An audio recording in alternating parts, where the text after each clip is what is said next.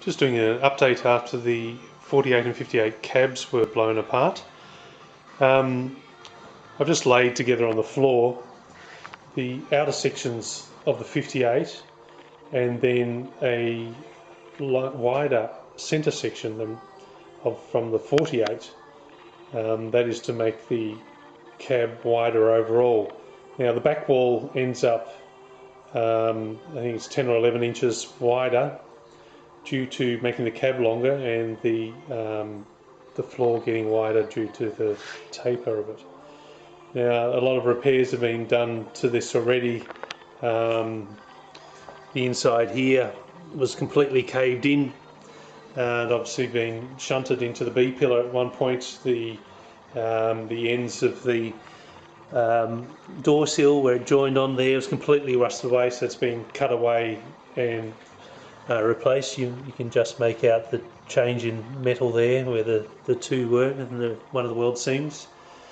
Also a lot of dents have been removed. The front cowl, these are the 258 corners again because they are in better condition than the 48, so I'm using those, and it'll be used along with the centre cowl from the 48.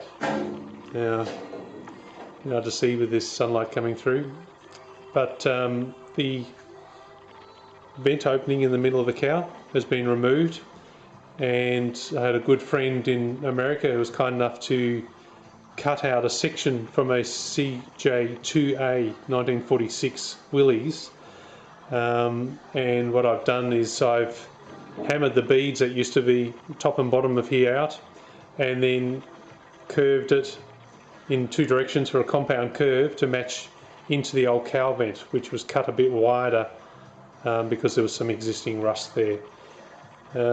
That's going to be fully TIG welded in, so that's why it's only tacked in at the moment. I wanted just something there to replace the old cowl vent which used to sit up on top, just like that. So I thought this was a good idea rather than all the big smooth look. This also gives you an idea of how the cowl will be joined to the existing donor firewall from the 2008 Grand Cherokee. So this part here will have a flange turned in the bottom as well, and it'll be spot welded through here and through there because I'm actually making a new one of these up which will go the whole way. It's going to have to be hammer formed because, as you can see, the curve of the cowl at the top here, and this bottom looks straight but it also has a curve from one side to the other.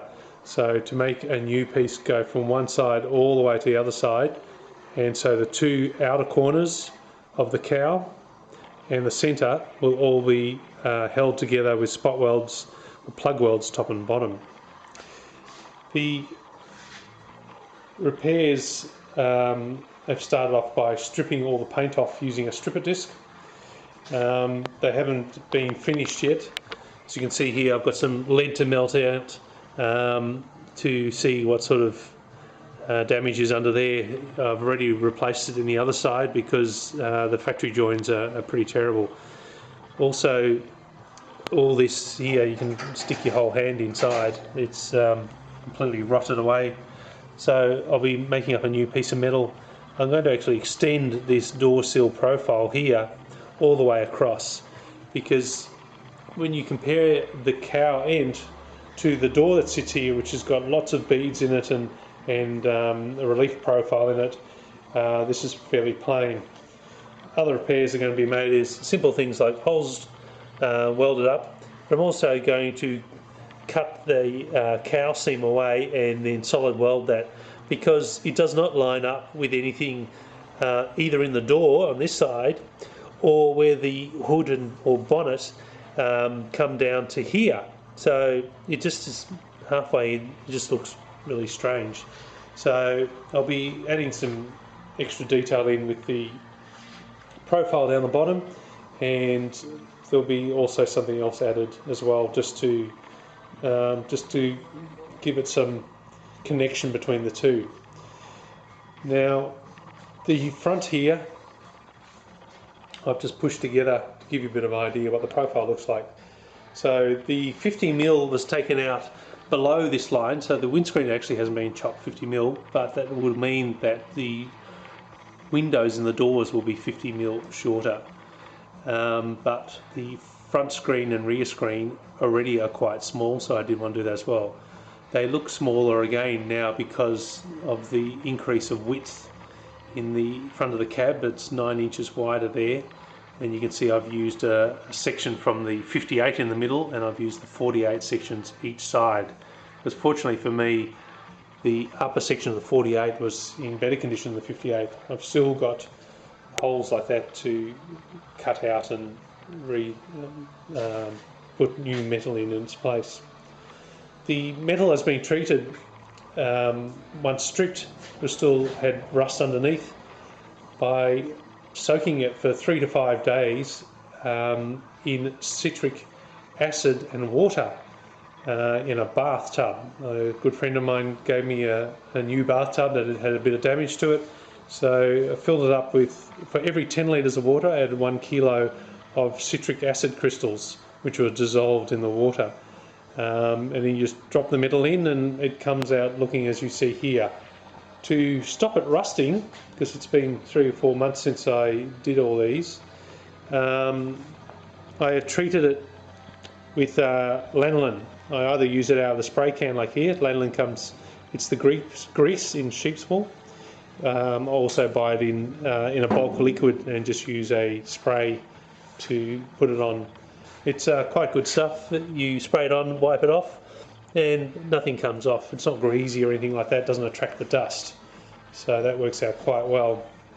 The profile from the bottom of the wall has already been added to match the rear profile of the back of the floor.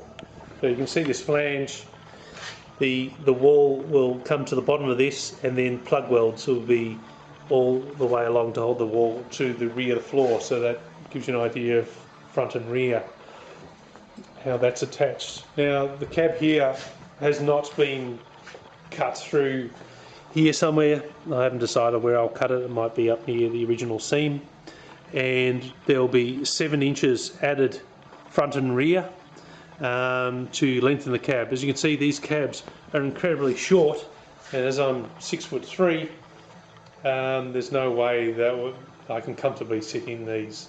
So an extra 7 inches is going to be added. The rear wall here, I don't have anything more than this piece here to go in, but the rest of the window profile will be hand formed to fill in the gap, top and bottom of the window. Because the 58 had a completely different sized window, I can't use parts from that.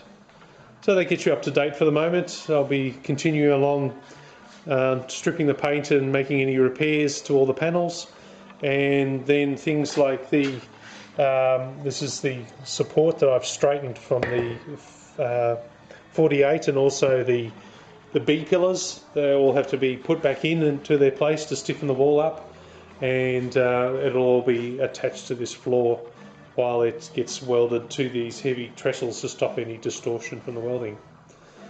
So until next time, I'm signing out.